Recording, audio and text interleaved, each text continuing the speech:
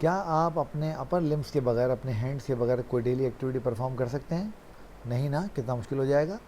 तो कितना अजीब लगेगा आपको जब मैं आपको बताऊंगा कि आपके ये पूरे अपर लिम्ब आपके ट्रंक के साथ सिर्फ एक जॉइंट से जुड़े हुए हैं। क्या आप जानना चाहते हैं वो जॉइंट कौन सा है? तो रहिए मेरे साथ। मैं हूं डॉक्टर आसिम, आप देख रहे हैं डॉक्टर आसिम लेक्चर्स यूट्यूब के ऊपर।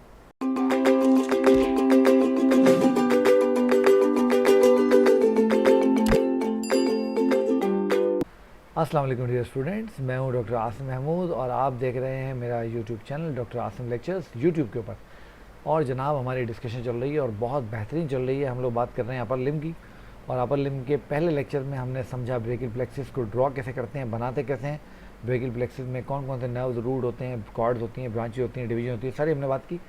दूसरे लेक्चर में हमने देखी ब्रेकियल प्लेक्सिस की एनाटॉमिकल पर्सपेक्टिव, कि किस तरह वो बॉडी में हम उसको कहाँ कहाँ पर देख सकते हैं, एडजस्ट कर सकते हैं। आज मैं आपसे जो बात करने जाऊंगा, मैं आपसे एक जॉइंट की एज मेन टॉपिक बात करूंगा, और वो है स्टेर्नोक्लेविकुलर जॉइंट। बहुत छोटा सा जॉइंट है, मगर हमें उसके छोटे जॉइंट को देख के, छोटे साइज़ को देख के उसको अंडर एस्टिमेट नहीं करना है। और दूसरा, मैं आपसे थोड़ी सी बात करूंगा स्टेर्नोक्लेविकुलर जॉइंट की। ठीक है, तो आइए हम टाइम ज़ाया किए बिना शुरू करते हैं और देखते हैं अपना स्टेर्नोक्लेविकुलर जॉइंट और एक्रोमियोक्लेविकुलर जॉइंट। ज़्यादा टाइम हम स्टेर्नोक्लेविकुलर जॉइंट को देंगे और एक्रोमियोक्लेविकुलर जॉइंट को हम कम टाइम देंगे। ऑलराइट, तो स्टेर्नोक्लेविकुलर जॉइंट ना, अब थोड़ा सा इसके नाम पे गौर कीजिए। मैं हमेशा बच्चों से रिक्वेस्ट करता हूँ कि इस नाम पे गौर किया करें। देखें, नाम क्या है? स्टेर्नोक्लेविकुलर जॉइंट, यानी एक ऐसा जॉइंट जहाँ पे स्टर्नम आर्टिकुलेट कर रही है क्लेविकल के साथ। आर्टिकुलेशन आप समझते हो ना, जॉइंट फॉर्मेशन को आर्टिकुलेशन भी कहते हैं। अब यहाँ पर होता क्या, आप ज़रा इस डायग्राम को आप देखिए। यहाँ पर ये आपको मेरा माउस नज़र आ रहा होगा, जिसमें आप देख रहे हैं कि किस तरीके से ये आपकी जो क्लेविकल है उसका मीडियल हाफ इस स्टर्नम के मैन्यूब्रम से आर्टिकुलेट कर रहा है। अच्छा, आपको याद है जो स्टर्नम होती है उसको हम ब्रेस्ट बोन भी बोलते हैं, और जो हमारी थोरेसिक वॉल है उसके एंटीरियर पार्ट में ये बोन बिल्कुल सेंटर में होती है, और हमारी जो रिब्स होती हैं वो एंटीरियरली थ्रू कॉस्टल कार्टिलेजेस इसके साथ आर्टिकुलेट करती हैं ना। तो अब जब हम देखेंगे स्टेर्नोक्लेविकुलर जॉइंट को, तो हमें नज़र आएगा कि यहाँ पर तीन हमारी जो बोन हैं वो एक दूसरे के साथ आर्टिकुलेट कर रही हैं। चलें मैं थोड़ी करेक्शन कर लूँ, दो बोन्स और एक कार्टिलेज। तो देखिए यहाँ पर ये हमारी क्लेविकल का मीडियल हाफ स्टर्नम के मैन्यूब्रम्स के साथ जो है आर्टिकुलेशन कर रहा है, और साथ ही देखिए यहाँ पर नीचे ये फर्स्ट कॉस्टल कार्टिलेज भी इस जॉइंट में पार्टिसिपेट कर रही है, पार्ट कर रही है। ठीक है, तो ये हमारा स्टेर्नोक्लेविकुलर जॉइंट है।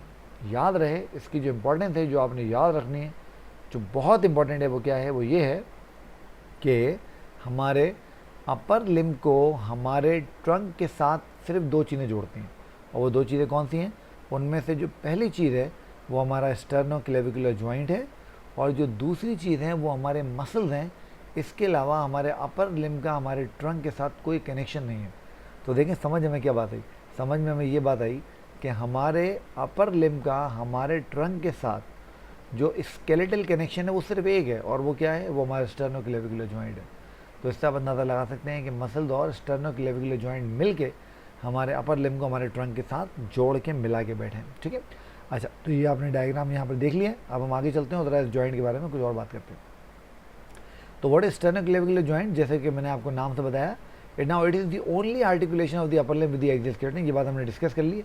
Now it's a synovial joint of plane variety. याद कर लीजिए, यहाँ पर जो दो सर्फेसेज हैं दे आर प्लेन सर्फेसेज, और ये जो प्लेन सर्फेसेज हैं इसमें जो मैन्यूब्रम है वो भी प्लेन सर्फेस है, जो क्लेविकल है वो भी प्लेन सर्फेस है। और आपको पता है जो प्लेन जॉइंट होते हैं उन पर सिर्फ और सिर्फ स्लाइडिंग मूवमेंट हो सकती है, उसके अलावा कोई और मूवमेंट उनके ऊपर पॉसिबल नहीं होती। तो जब हम इसकी मूवमेंट देखेंगे तो हम देखेंगे कि यहाँ पर थोड़ी सी मॉडिफिकेशन से इसमें स्लाइडिंग के साथ कुछ और मूवमेंट भी पॉसिबल की गई हैं, वो अभी हम बात करते हैं।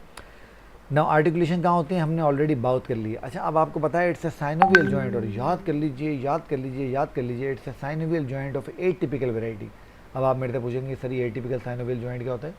नॉर्मली जब आप साइनोवियल जॉइंट को स्टडी करते हो तो साइनोवियल जॉइंट में जो आर्टिकुलर सर्फेसेज होती हैं उनके साथ हाईलाइन कार्टिलेज एसोसिएट करती है, but sternoclavicular joint is the joint where the joint articulating bone is lined by fibro cartilage.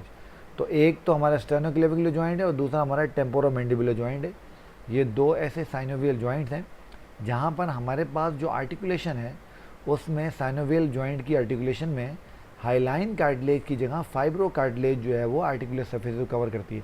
बहुत इंपॉर्टेंट पॉइंट है, एग्जाम में अक्सर आपसे पूछ लेते हैं कि आपका जो स्टेनोक्लेविकुलर जॉइंट है वो टिपिकल साइनोवियल है या एटिपिकल है, तो आप याद रखिएगा ये एटिपिकल साइनोवियल जॉइंट है, ठीक है। अच्छा, अब फिर आपको पता है जहाँ पे साइनोवियल जॉइंट्स होते हैं उनको स्ट्रेंथन करने के लिए उनको रैप कर दिया जाता है एक बड़े लिगामेंट से, जिसको हम कैप्सूल का नाम देते हैं।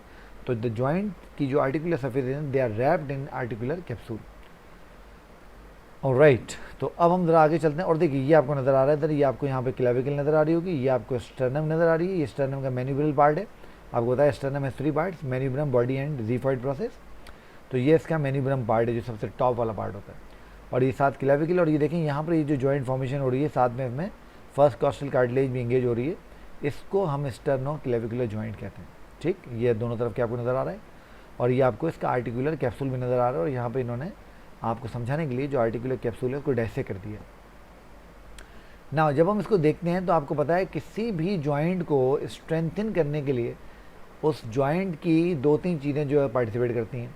एक तो जॉइंट की शेप, अब आपको पता है यहाँ पर प्लेन सरफेसेज आपस में मिली हुई है ना, तो इसका मतलब ये हुआ कि जॉइंट को आर्टिकुलर जो बोन है उनकी शेप से इतनी ज़्यादा सपोर्ट नहीं मिलेगी, ये बात होता होगा। नंबर 2 आपको पता था क्या होता था, आर्टिकुलर कैप्सूल के पास मौजूद है। नंबर 3 लिगामेंट्स, और लिगामेंट के साथ कोई मसल भी होते हैं जो जॉइंट को स्ट्रेंथन करते हैं।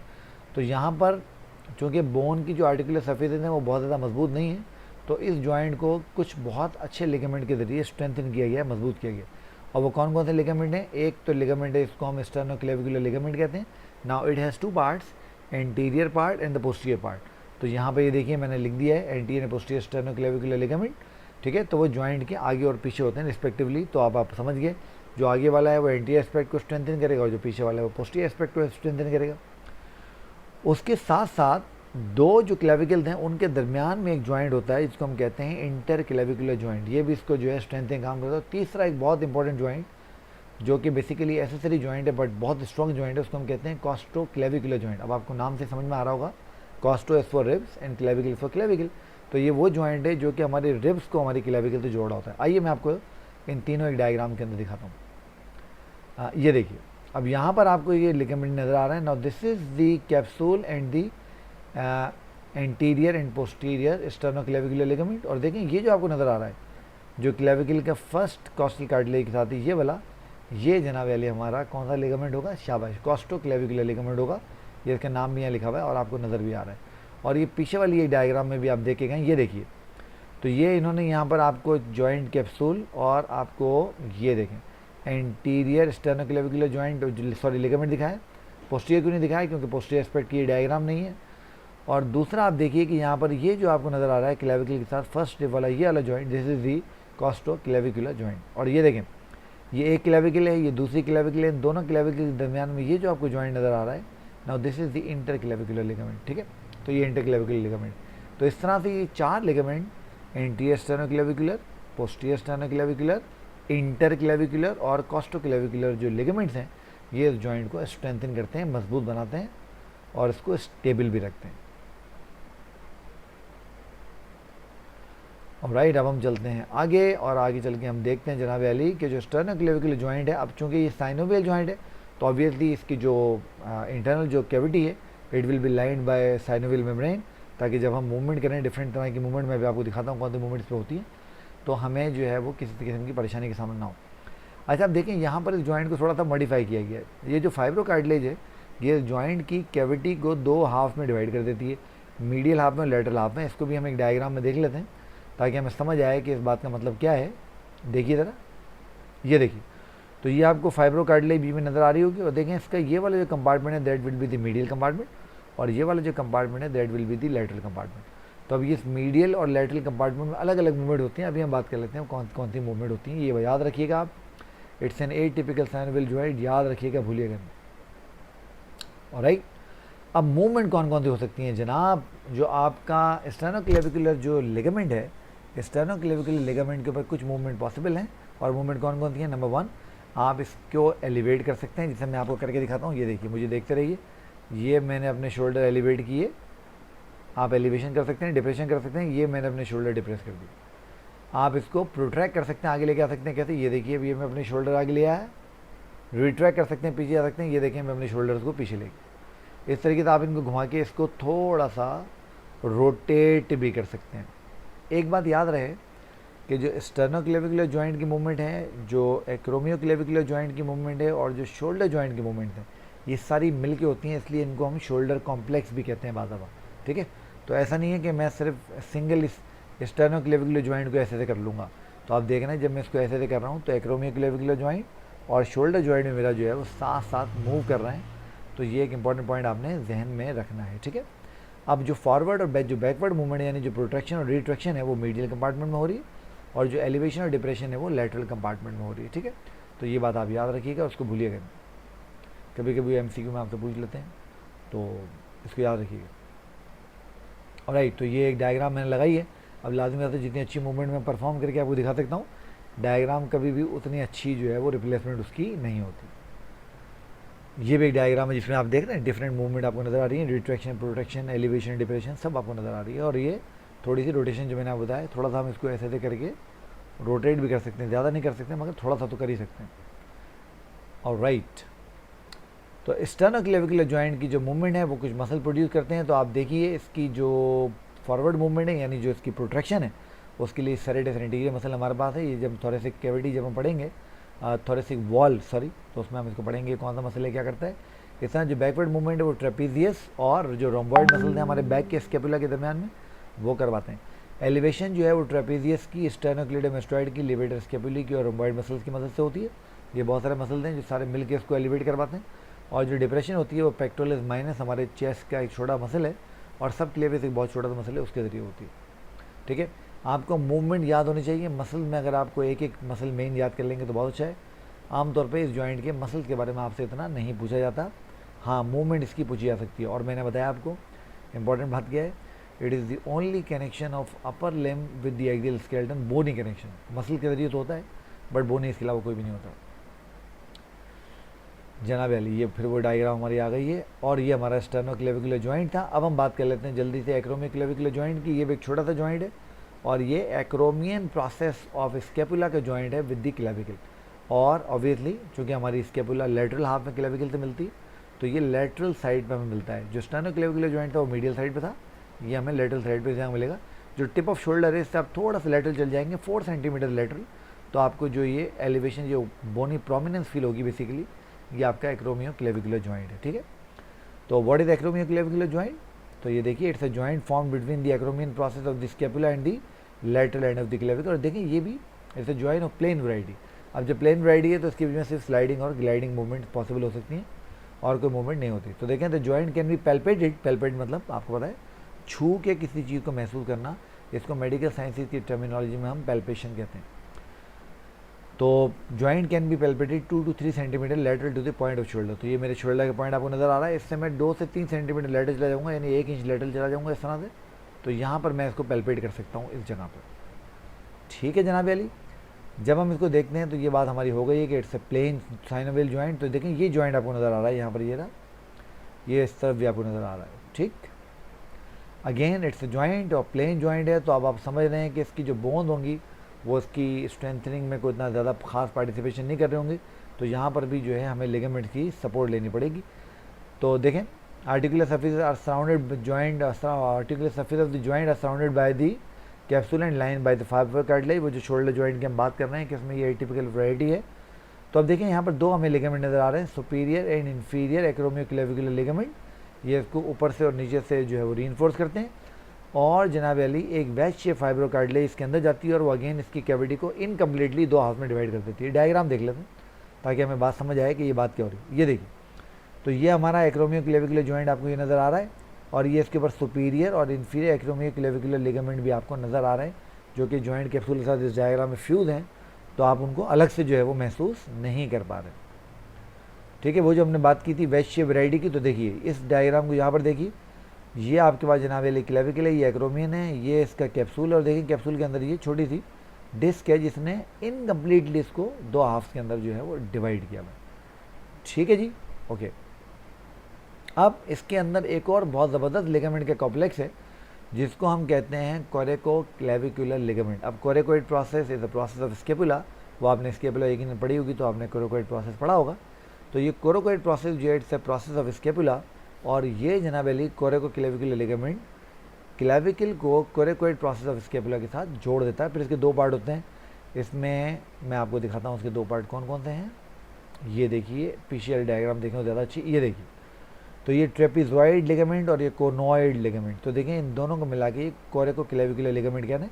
और ये इस कोरेकोइड प्रोसेस को, now this is the coracoid process of the scapula, इसको ऊपर से जोड़ रहे हैं किसके साथ, क्लेविकल के साथ। तो ये बहुत स्ट्रॉन्ग, बहुत मजबूत जो है वो लिगामेंट है, इसको आपने याद रखना है। अच्छा, अब जब हम बात करते हैं एक्रोमियोक्लेविकुलर जॉइंट की, तो इट्स साइनोवियल जॉइंट, तो साइनोवियल मेम्ब्रेन इसकी कैविटी को लाइन करेगी। जब हम इसकी नर्व सप्लाई की बात करते हैं तो देखें जॉइंट की नर्व सप्लाई तो याद करना बड़ा आसान है। आप एक लॉ याद कर लीजिए, उसको हम कहते हैं हिल्टन्स लॉ। ठीक है, हिल्टन लॉ हमें क्या कहता है कि किसी भी जॉइंट पे जितने भी आपके मसल्स एक्शन करते हैं, उन मसल्स की हर जो नर्व होती है वो बेसिकली जॉइंट की भी नर्व होती है। मिसाल के तौर पर स्टेनोक्लेविकुलर जॉइंट में हमने बात की सेरेटस एंटीरियर, उसको मूवमेंट करवा रहा है, तो सेरेटस एंटीरियर की नर्व सप्लाई स्टेनोक्लेविकुलर की भी नर्व सप्लाई होगी। हमने बात की पेक्टोरलिस माइनर और सब क्लेविस को डिप्रेस कर रहे हैं, तो पेक्टोरलिस माइनर की और सब क्लेविस की जो नर्व है वो उसकी नर्व सप्लाई होगी। इस तरह ट्रेपीजियस उसको एलिवेट कर रहा है, तो ट्रेपीजियस की जो नर्व सप्लाई है वो उसकी नर्व होगी। इस तरह से ये होगा। तो joint supplied by supraclavicular nerve, lateral pectoral nerve and एक्सिलर nerve, और ब्लड सप्लाई जो होगी वो सुप्रास्केपुलर और थोरैको-एक्रोमियल आर्टरीज के साथ आएगी। ये होपफुली इन आर्टरीज के नाम आपको समझ आ रहे होंगे। तो सुप्रास्केपुलर जो स्केपुला के ऊपर होंगी, और थोरैको-एक्रोमियल जो थोरैक्स के और एक्रोमियन प्रोसेस के साथ होंगी। ठीक है जनाब, तो ये आपने लिगामेंट देख लिया। तो ये कोरेकोक्लेविकुलर लिगामेंट आपको नज़र आ रहा है, तो ये इसका ट्रेपिजॉइड पार्ट है और ये इसका कोनॉइड पार्ट है, और साथ में आपको ये नज़र आ रहा है कि ये कोरेकोइड प्रोसेस, ये कोरेकोइड प्रोसेस है, इसको क्लेविकल के साथ जोड़ रहे हैं। ठीक है, जब हम एक्रोमियोक्लेविकुलर जॉइंट को देखते हैं तो ये हमने बात कर ली है कि ये जनाब अली एक ज़बरदस्त जॉइंट है और इसको लिगामेंट जो है कोरेकोक्लेविकुलर लिगामेंट जो है वो सप्लाई करता है। ठीक है, अच्छा अब याद रहे कि कोरेकोक्लेविकुलर लिगामेंट डायरेक्ट जो है वो जॉइंट से लिंक नहीं, आपने देख लिया जॉइंट के साथ सुपीरियर और इन्फीरियर जो एक्रोमियोक्लेविकुलर लिगामेंट थे वो उसको स्ट्रेंथन कर रहे थे। बट आप याद रहें ये एक सस्पेंसरी लिगामेंट है बड़ा ज़बरदस्त, और ये वेट बेयरिंग जो होती है, क्योंकि हम अपने हाथों से वजन उठाते हैं, वो वजन स्केपुला के जरिए ट्रांसफ़र होता है, स्केपुला और क्लेविकल के जरिए शिफ्ट होता है हमारे एक्सियल स्केलेटन के ऊपर। तो उसमें ये बहुत ज़बरदस्त जो है वो रोल प्ले करता है, और आप जो है जब उसको पढ़ेंगे तो आपको समझ आ जाएगा कि ये किस तरीके से बहुत ज़बरदस्त वेट बेयरिंग सपोर्ट देता है हमारे अपर लिम्ब को। ठीक है, तो ये आपको फिर ये जॉइंट नज़र आ गया। अच्छा, ये जॉइंट के अंदर कुछ मूवमेंट आपको नज़र आ रही है। प्लेन जॉइंट है तो ये सिर्फ स्लाइडिंग मूवमेंट कर सकता है, तो इसमें आप थोड़ी सी एलिवेशन और एलिवेशन और डिप्रेशन कर सकते हैं। अच्छा, याद रहे, और ये बात आपने याद रखनी है और ये बात आपने भूलनी नहीं है। मैं फिर आपको बात बता रहा हूँ कि स्टेनोक्लेविकुलर जॉइंट, एक्रोमियोक्लेविकुलर जॉइंट और शोल्डर ये मिल के सारी मूवमेंट परफॉर्म करते हैं, इसलिए हम इस पूरे प्रोसेस को शोल्डर कॉम्प्लेक्स भी कहते हैं। तो बेटा by this we came to end of these two small joints, और आपको बड़ा यकीनन अच्छा लगा होगा, मज़ा आया होगा सुन के। आप मेरा चैनल देख रहे हैं, बहुत पसंद कर रहे हैं, लाइक कर रहे हैं, सब्सक्राइब कर रहे हैं, थैंक यू वेरी मच। इसी तरीके से पसंद करते रहिए, लाइक करते रहिए, सब्सक्राइब करते रहिए, अपने दोस्तों को बताते रहिए ताकि उनको भी इससे कोई हेल्प मिले। मुझे दीजिए इजाज़त। मैं हूँ डॉक्टर आसिम महमूद और मैं आपसे बात कर रहा था हमारे स्टेनोक्लेविकुलर जॉइंट की और एक्रोमियोक्लेविकुलर जॉइंट की। मैं आपसे मिलूँगा नेक्स्ट टाइम किसी नेक्स्ट टॉपिक के साथ। टिल देन अपना बहुत सारा ख्याल रखिए। खुदा हाफिज़।